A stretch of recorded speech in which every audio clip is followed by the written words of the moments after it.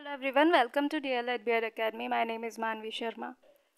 आज की क्लास में बच्चों हम लोग पेडागोजिकल स्ट्रेटजीज़ पढ़ेंगे जो कि समावेशी शिक्षा के लिए बहुत ज़रूरी होती हैं। तो चलिए क्लास को शुरू करते हैं। बच्चों, क्लास को शुरू करने से पहले मैं आप लोगों को एक बात बता देना चाहती हूँ कि हमारा एक टेलीग्राम चैनल है जिसका नाम है DLED BEAR एकेडमी। वहाँ पर आपको BED और DLED के सभी सब्जेक्ट्स के नोट्स दिए जाते हैं। तो अगर आपको नोट्स की ज़रूरत है तो आप लोग हमें हमारे टेलीग्राम चैनल पर ज्वाइन कर सकते हैं। साथ ही क्लास के एंड में आप लोग कमेंट करके भी बता सकते हैं कि आपको किस किस सब्जेक्ट्स के नोट्स चाहिए। तो चलिए क्लास को शुरू करते हैं। तो हमारी स्ट्रेटजीज़ में, क्योंकि हमारा दिन सबसे पहले शुरू होता है, तो सबसे पहला जो है वो है अपनी एक बेहतर दिनचर्या बनाना। एक सुसंगत दिनचर्या बनाना। बच्चों, सबसे पहली स्ट्रेटजी क्या है कि एक बच्चे की एक सुसंगत दिनचर्या बनाई जाए। प्रत्येक दिन की संरचना को समान बनाएं ताकि बच्चे को ये पता लगता रहे कि अब उसे क्या करना है, अब उसे क्या करना है। उसको ये पता रहे कि किस समय पर उसको कौन सी चीज़ करनी है। प्रत्येक दिन की संरचना को समान बनाएं, लेकिन दिन को दिलचस्प बनाए रखें। इसके लिए संरचना के भीतर कार्यों को बदलें। किसी दिन कोई और कार्य दे दिया, किसी दिन कोई और कार्य दे दिया। छात्रों को यह बताकर दिनचर्या में बदलाव के लिए तैयार करें कि कोई बदलाव कब आ रहा है। अगर बदलाव भी आप कर रहे हैं बच्चों, तो वो उसके बारे में बच्चों को पहले बताएं कि ये कब आएगा और ये कैसे आएगा और इसका क्या क्या परिणाम हो सकता है। और जहाँ प्रासंगिक हो या दृश्य समर्थन या अन्य व्यक्तिगत रूप से निर्धारित समर्थन भी शामिल करें, जैसे कि किसी मित्र को या फिर उनके साथ किसी भी सामाजिक कहानियाँ हैं उसको भी शामिल कर सकते हैं उस बदलाव को बताने के लिए। अब हम पढ़ेंगे दूसरा है एक दृश्य कार्यक्रम प्रदान करना, यानी कि दृश्य संकेत, जैसे कि कोई स्केड्यूल बच्चों को दे सकते हैं, क्यू कार्ड से हम बच्चे को कुछ भी समझा सकते हैं। ये जो ऐसी चीज़ें होती हैं उनसे छात्रों को बता सकते हैं कि क्या हो रहा है और एक गतिविधि से दूसरी गतिविधि में कैसे जाना है। दूसरा है गतिविधियों और निर्देशों को छोटा, स्पष्ट और आकर्षक रखें। यानी कि कोई टीचर है तो अगर वो कोई भी एक्टिविटीज़ अगर बच्चों को करवा रही है तो उसको जो डायरेक्शंस हैं, जो निर्देश हैं, वो छोटे छोटे पार्ट्स में रखने चाहिए और बिल्कुल क्लियर रखने चाहिए और आकर्षक भी रखने चाहिए ताकि बच्चे उसको अच्छे से समझ पाएँ। और क्योंकि बच्चे छोटे बच्चे होंगे, इसीलिए ज़्यादा बड़ा अगर उनको निर्देश दे दिया जाए तो हो सकता है वो समझ भी ना पाएँ कि उनसे क्या अपेक्षा जो है टीचर कर रहा है। इससे छात्रों का ध्यान केंद्रित करने में उनको मदद मिलेगी और उन्हें सीखने में भी मदद मिलेगी। बार बार ब्रेक भी कर सकते हैं जिससे बच्चे बोर ना हो बार बार ब्रेक करने से। ठीक, इसके बाद पढ़ते हैं विचार करें कि विभिन्न छात्र लक्ष्यों, शक्तियों, क्षमताओं और सीखने के प्रोफाइल के लिए कार्यों को कैसे तैयार किया जा सकता है। इसमें ये है कि क्योंकि सब बच्चे एक समान नहीं होते हैं, तो टीचर्स को उनके अलग अलग लक्ष्य तैयार करें, उनकी शक्तियों के अनुसार, उनकी क्षमताओं के अनुसार उनके लिए एक ऐसा कार्य तैयार करें जिससे वो साथ मिलकर अच्छे से कर पाएँ और एक बेहतर प्रक्रिया वो दे पाएँ। ठोस उदाहरण के लिए सरल पाठ्यक्रम और दृश्य समर्थन और कार्यों को छोटा करना और विभिन्न शिक्षण रणनीतियों का उपयोग करना और छात्रों को प्रतिक्रिया देने के वैकल्पिक तरीके प्रदान करना कुछ ऐसे तरीके हैं जिनसे इसे प्राप्त किया जा सकता है। इसके बाद एक संवेदनशील वातावरण जो है वो बच्चे को प्रदान करना चाहिए। एक ऐसा वातावरण प्रदान करें जो उन छात्रों की आवश्यकताओं के प्रति संवेदनशील हो जिन्होंने आघात या प्रतिकूल बचपन के अनुभवों का अनुभव किया हो। क्योंकि समावेशी शिक्षा में हर तरीके का बालक पढ़ता है, तो कुछ बच्चे ऐसे भी होंगे जिन्होंने अपने बचपन में आघात या कुछ प्रतिकूल बचपन का अनुभव किया होगा। तो इसीलिए हमेशा सभी बच्चों को, जितने भी बच्चे जो समावेशी शिक्षा में समावेशन में पढ़ रहे हैं, उन सभी को क्या है, एक संवेदनशील वातावरण प्रदान करना ये एक टीचर का कार्य होना चाहिए। प्रोत्साहन करें और सीखने का मार्गदर्शन भी दें बच्चों को। जब छात्र किसी कार्य या व्यवहार को सीख रहे हों तो तुरंत प्रभावी या कार्रवाई योग्य प्रतिक्रिया प्रदान करने पर विचार करें। इसे धीरे धीरे कम किया जा सकता है क्योंकि वे अधिक स्वतंत्र हो जाते हैं। यानी कि जब हम छोटे बच्चे को शुरुआत में कुछ सिखाते हैं तो हमें तुरंत बताना चाहिए, अगर वो कुछ बेहतर कर रहे हैं तो, कि तुरंत हम फीडबैक दें, कोई प्रतिक्रिया दें कि देखिए, अरे वाह बच्चों, ये तो आपने बहुत अच्छा किया। ऐसे करने से एक तो उनके अंदर इंटरेस्ट भी आएगा, वो मोटिवेट बहुत ज़्यादा होंगे और हम ऐसे उनको गाइड भी कर पाएंगे कि बच्चों ये आपने बहुत अच्छा किया, लेकिन आप इसको और भी बेहतर कर सकते हैं, आप ऐसे करके देखो, शायद और अच्छा हो जाए। ऐसे करके हम बच्चों को बहुत प्रोत्साहन भी देंगे उनका, और उनको अच्छी तरह से गाइड भी करेंगे। अतिरिक्त समय प्रदान करें। छात्रों को प्रतिक्रिया देने या किसी गतिविधि में संलग्न होने के लिए आवश्यक समय प्रदान करें। ऐसा नहीं है उनको बता दिया तुरंत कि आपको ये एक्टिविटी करनी है और फिर उन्हें उनके पीछे पड़ जाओ कि भाई करो करो। नहीं, उनको थोड़ा सा टाइम दो ताकि वो मेंटली प्रिपेयर हों, कुछ सोचें कि अगर हमें ये एक्टिविटी दी गई है तो हम इसको कैसे कर सकते हैं, कैसे इसमें इनोवेटिव आइडियाज़ अपने डाल सकते हैं। क्योंकि आप जानते हैं बच्चे बचपन से ही बहुत ज़्यादा शरारती भी होते हैं और इनोवेटिव आइडियाज़ भी उनके अंदर बहुत सारे होते हैं। इसके बाद क्या करना चाहिए? एक छात्र का ध्यान प्राप्त करें और बनाए रखें। जांचें कि निर्देश देते समय विद्यार्थी का ध्यान आप पर है और निर्देशों की समझ की जांच करें। कई प्रारूपों में दिए गए निर्देश, जैसे कि मौखिक और दृश्य निर्देश, सर्वोत्तम है। तो बच्चों, ये सुनिश्चित करिए कि आप जो कुछ भी बता रहे हैं बच्चों को, जो कुछ भी निर्देश दे रहे हैं, जो डायरेक्शन दे रहे हैं, वो बच्चे उसको बेहतर समझ रहे हैं, उस पर ध्यान दे रहे हैं। ऐसा नहीं है कि सिर्फ आप बोलते जा रहे हो, बच्चे ना सुन रहे हो, फिर आपके बोलने का क्या फ़ायदा रहा। इस चीज़ पर ज़रूर ध्यान दें कि जो भी आप बोल रहे हैं बच्चों का ध्यान आप पर है और वो निर्देशों को कितने अच्छे से समझ पा रहे हैं या कितना समझ पा रहे हैं, इसकी भी जांच आपको करनी चाहिए।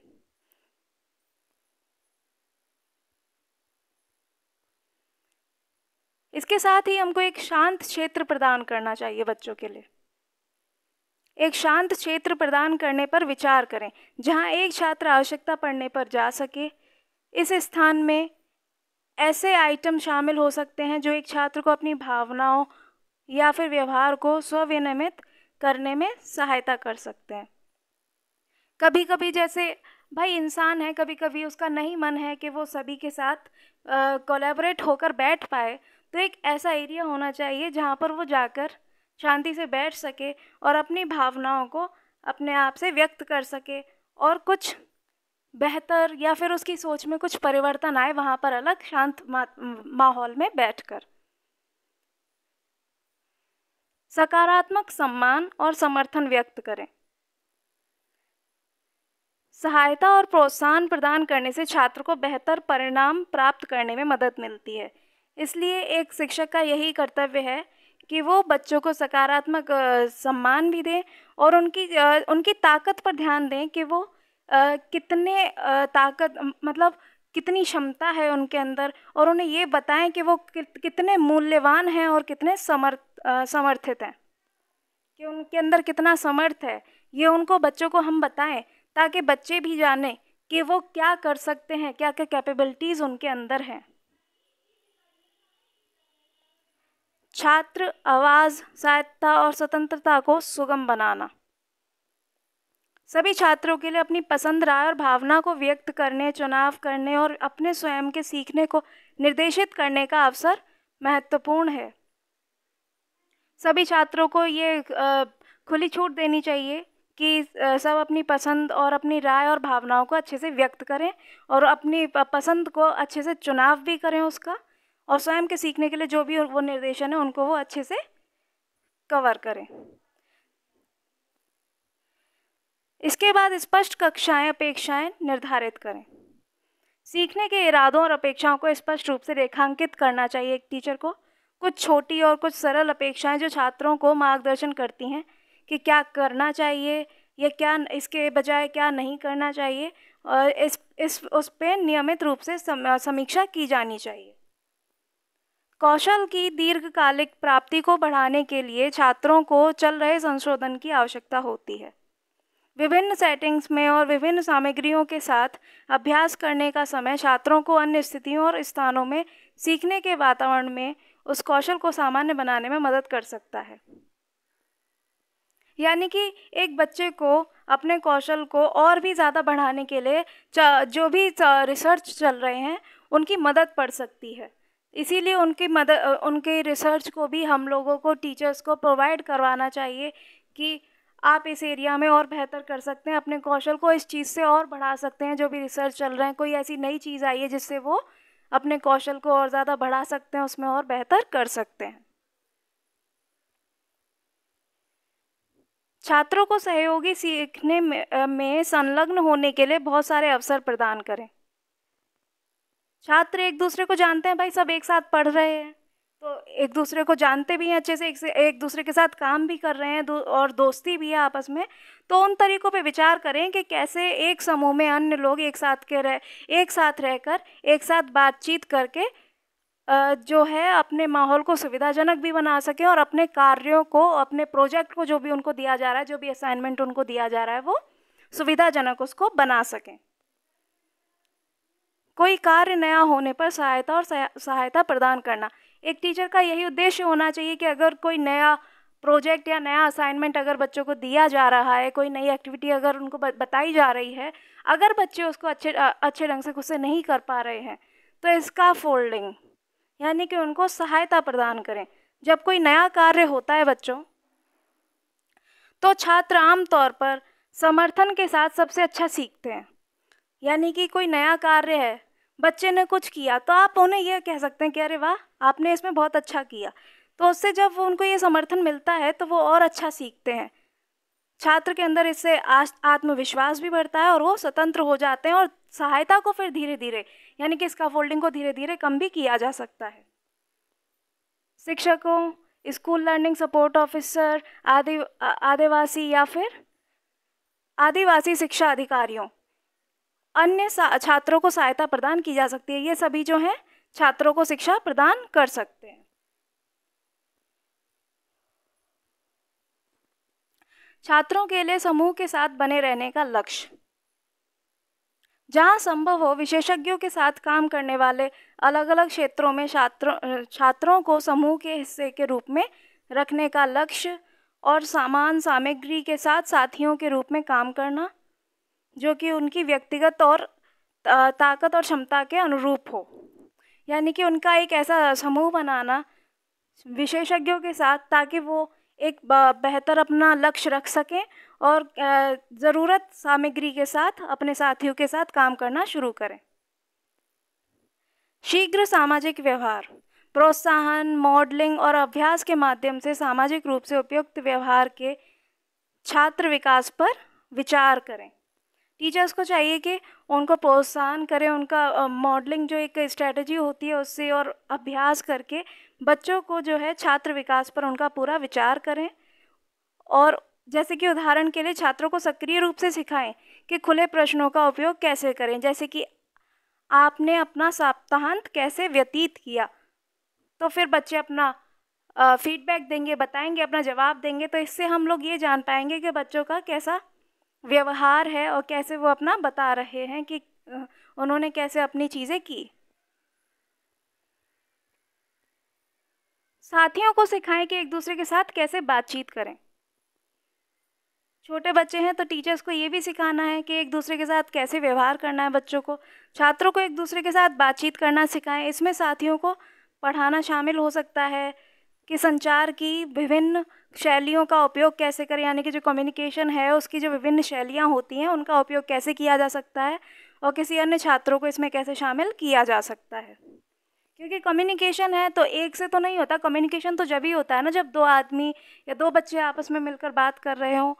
तो एक बच्चा दूसरे से कैसे बातचीत करना शुरू करे, कैसे उसको कम्युनिकेशन में शामिल करे, ये चीज़ भी सिखाई जानी चाहिए। व्यवहार को समझें। एक छात्र अपने व्यवहार के माध्यम से क्या संवाद करने की कोशिश कर रहा है, इसकी पहचान करने से छात्र को वैकल्पिक तरीकों से मार्गदर्शन करने के अवसर मिल सकते हैं, जिससे वे अपनी ज़रूरतें और चाहतों को जान सकता है। यानी कि एक टीचर का ये भी कर्तव्य होता है कि वो अपने छात्र का व्यवहार समझे कि वो क्या कहना चाह रहा है, उसका क्या वो बोलना चाह रहा है, क्या कार्य करना चाह रहा है। इसकी पहचान करने से क्या है कि छात्रों को हम अच्छे से मार्गदर्शन कर पाएंगे उनका, और उनकी ज़रूरतों का और क्या वो चाह रहा है ये वो टीचर एक जान सकता है। विकास की दृष्टि से उपयुक्त और विवेकपूर्ण सहायता प्रदान करें। बच्चों, ये हम सारी स्ट्रेटजीज पढ़ रहे हैं कि एक टीचर को कैसे इंक्लूसिव एजुकेशन में बच्चों को एक साथ लाना है, इकट्ठा करके कैसे एक साथ पढ़ाना है। विकास की दृष्टि से उपयुक्त और विवेकपूर्ण सहायता प्रदान करें। छात्रों को प्रदान की जाने वाली सहायता के बारे में आत्म जागरूक महसूस हो सकता है, खासकर जब वे पूर्व किशोर अवस्था में प्रवेश करते हैं। विकासात्मक रूप से उपयुक्त और सतत समर्थन जो छात्र की स्वतंत्रता का निर्माण करता है, आत्मविश्वास बढ़ा सकता है, साथियों की बातचीत का समर्थन कर सकता है।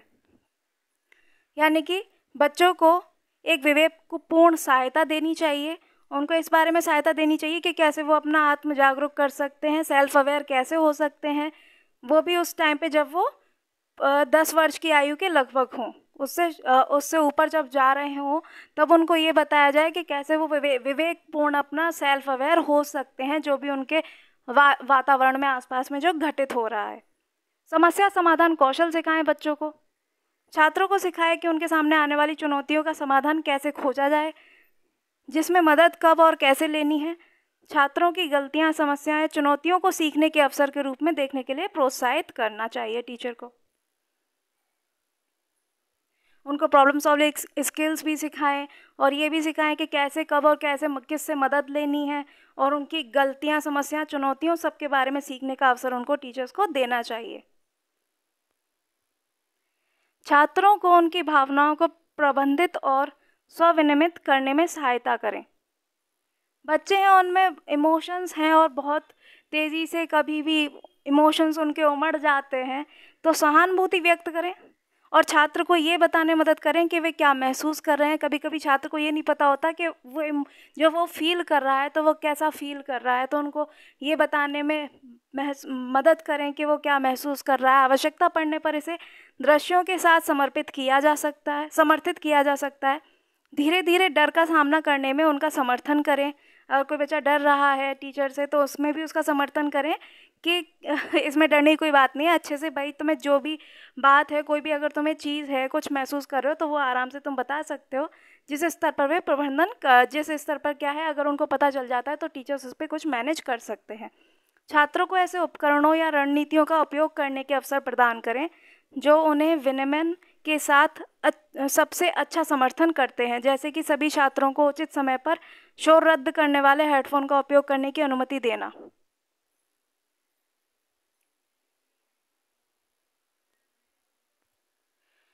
माता पिता या देखभाल करने वालों के साथ काम करना। टीचर्स को एक माता पिता के साथ और उनके जो गाइड होते हैं, जो भी गाइडेंस होते हैं, उनके साथ भी काम करने का उनको अवसर मिलना चाहिए। टीचर्स को उनके साथ बने रहना चाहिए, जुड़े रहना चाहिए कि माता पिताओं के साथ, ताकि वो बच्चे के बारे में और बेहतर जान पाएँ, और उनके जो भी गाइड होते हैं उनके साथ भी उनको बने रहना चाहिए, ताकि वो बच्चे को अच्छे से समझ पाएँ और एक बेहतर प्रणाली उसकी पढ़ाई के लिए स्थापित कर पाएँ। उनसे ये पता चलेगा कि बच्चे का क्या क्या बेहतर तरीका है पढ़ने का, और बच्चे का किस किस कम्युनिकेशन में बच्चे का क्या तरीका है पसंदीदा, और बच्चे की क्या क्या ज़रूरतें हैं। संगठन कौशल सिखाएं। छात्रों को संगठन, अध्ययन, समय प्रबंधन और गृह कार्य प्रबंधन कौशल सीखने के लिए स्पष्ट निर्देशों और समर्थनों की आवश्यकता होती है। जब छात्र हाई स्कूल शुरू करते हैं तो उन्हें यह सिखाना महत्वपूर्ण होता है कि स्कूल की समय सारणी को कैसे पढ़ा जाए। रंग, कोडिंग और दृश्य प्रतीकों से छात्रों को यह समझने में मदद मिल सकती है कि कक्षा के लिए कैसे व्यवस्थित और तैयार किया जाए।